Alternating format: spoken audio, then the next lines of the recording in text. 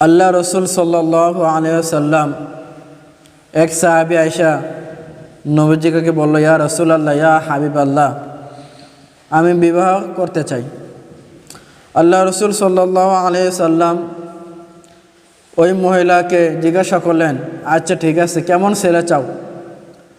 ওই মহিলা আল্লাহ রসুল সাল্লাল্লাহু আলাইহি ওয়াসাল্লামের কাছে এসে বললেন, ইয়া রাসূলুল্লাহ, ইয়া হাবিবাল্লাহ, আমি যাকে বিয়ে করতে চাই তার মধ্যে 3টা গুণ থাকা লাগবে। কয়টা গুণ? 3টা গুণ।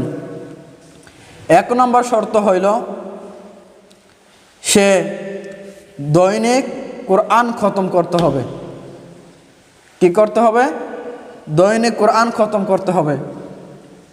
2 নম্বর, সব সময় সারাদিন রোজা রাখতে হবে। 3 নম্বর, সারা রাত জেগে নফল ইবাদত করবে, নফল নামাজ পড়বে। এই শর্ত শোনার পরে আল্লাহ রসুল সাল্লাল্লাহু আলাইহি ওয়াসাল্লাম সকল সাহাবীরা অবাক হয়ে গেল। সকল সাহাবীরা অবাক হয়ে গেল।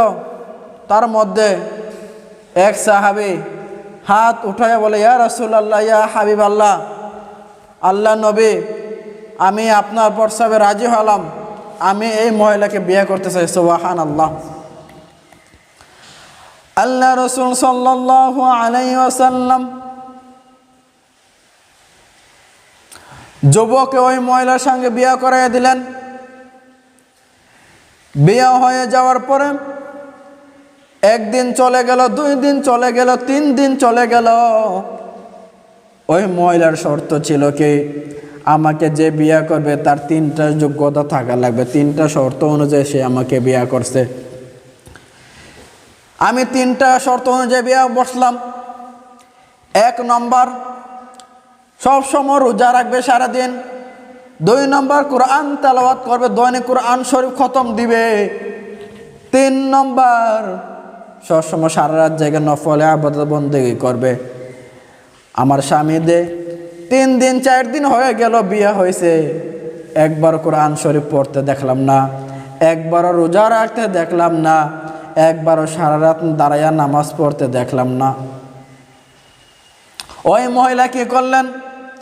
আল্লাহর নবীর কাছে গেলেন, ইয়া রাসূলুল্লাহ, ইয়া হাবিবাল্লাহ, ওগো আল্লাহর নবী, আপনার সাহাবী আমার সাথে বিদ্রোহ করেছে, আমাকে মিথ্যা কথা বলে আপনার সাহাবী আমাকে বিয়ে করেছে, আপনার সাহাবী আমার সাথে গাদ্দারি করেছে। ইয়া রাসূলুল্লাহ, ইয়া হাবিবাল্লাহ, যে 3টা শর্ত ছিল সে কোনো 3টা শর্ত মধ্যে একটা শর্ত পালন করে না। ইয়া রাসূলুল্লাহ, আপনি ওই সাহাবীর বিচার করেন। আল্লাহ নবী সাল্লাল্লাহু আলাইহি ওয়াসাল্লাম সাহাবীকে ডাক দিলেন, ইয়া সাহাবী, তুমি এখানে আসো। ওই মহিলা যে বলছে তা কি সত্য? কথা ছিল 3টা শর্ত পালন করতে পারলে তুমি বিয়ে করবা। তুমি রাজি হইলাম। 3টা শর্ত ছিল, সারা রাত সবসময় রোজা রাখবা, সারা রাত নামাজ পড়বা, দৈনিক কোরআন খতম করবা। তুমি দিয়ে একটা পালন করো না, কি ব্যাপার? তখন সাহাবী বলে, ইয়া রাসূলুল্লাহ, ইয়া হাবিবাল্লাহ, ওগো আল্লাহ নবী, আপনি শুনেন, আমার কাছে জবাব আছে। আমি যে 3টা কথা বলছি, আল্লাহর কসম নবী, ইয়া রাসূলুল্লাহ, ইয়া হাবিবাল্লাহ, আমি 3টা আমল সবসময় করি, একবারই আমি বাদ দেই নাই। আল্লাহ নবী বলছেন, আচ্ছা ঠিক আছে, এবার প্রমাণ করো। তখন ইয়া রাসূলুল্লাহ, ইয়া হাবিবাল্লাহ, ওগো আল্লাহ নবী, আপনি এক সময় বলেছিলেন যে বান্দা সব সময় 1 নম্বর শর্ত ছিল, সব সময় আমার রোজা রাখতে হবে, সব সময় সারাদিন রোজা রাখতে হবে। ইয়া রাসূলুল্লাহ, ইয়া হাবিবাল্লাহ, ওগো আল্লাহ নবী, আপনি বলেছেন যে শাওয়াল মাস পাইয়া 6টা রোজা রাখবে, শাওয়াল মাসে যে 6টা রোজা রাখবে, আল্লাহ রব্বুল আলামিন 1 বছর রোজা রাখলে যে সওয়াব, আল্লাহ রব্বুল আলামিন কি সওয়াব তার আমলনামা দান করবেন। সুবহানাল্লাহ। ওগো আল্লাহ নবী, ইয়া রাসূলুল্লাহ, ইয়া হাবিবাল্লাহ, আপনি যদি সত্য নবী হয়ে থাকেন, আপনি কোরআন যদি সত্য হয়ে থাকে, আপনি জবান যদি সত্য হয়ে থাকে, আমার এই আমলটা ঠিক আছে কিনা ইয়া রাসূলুল্লাহ আপনি বলে দিবেন।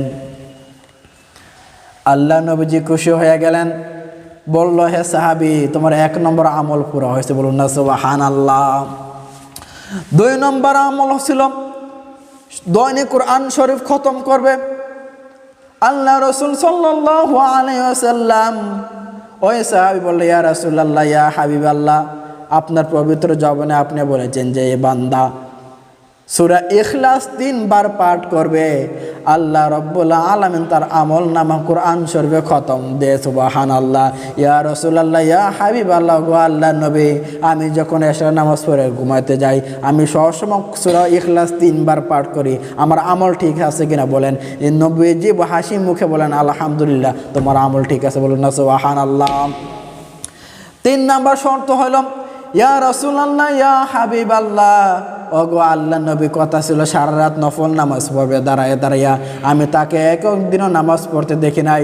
তখন সাহাবী বলল, ইয়া রাসূলুল্লাহ, ইয়া হাবিবাল্লাহ, ওগো আল্লাহর নবী, আপনি বলেছেন যে এশার নামাজ পড়ে সঙ্গে সঙ্গে ঘুমিয়ে গেল, আবার উঠে ফজরের নামাজ পড়ল, আল্লাহ রাব্বুল আলামিন পুরা সময় তার আমল নামা সারা রাত নামাজ না পড়লে যে সওয়াব, আল্লাহ রাব্বুল আলামিন তার আমল নামা একই নফল নামাজের সওয়াব দান করবে। সুবহানাল্লাহ। ওগো আল্লাহর নবী, আমি এশার নামাজ পড়ে ঘুমায় যাই, আবার ফজরের নামাজ জামাতের সাথে আদায় করি, আমল ঠিক আছে কিনা বলেন। আল্লাহ নবী হাসি মুখে বলেন, আলহামদুলিল্লাহ, তোমার আমল ঠিক আছে।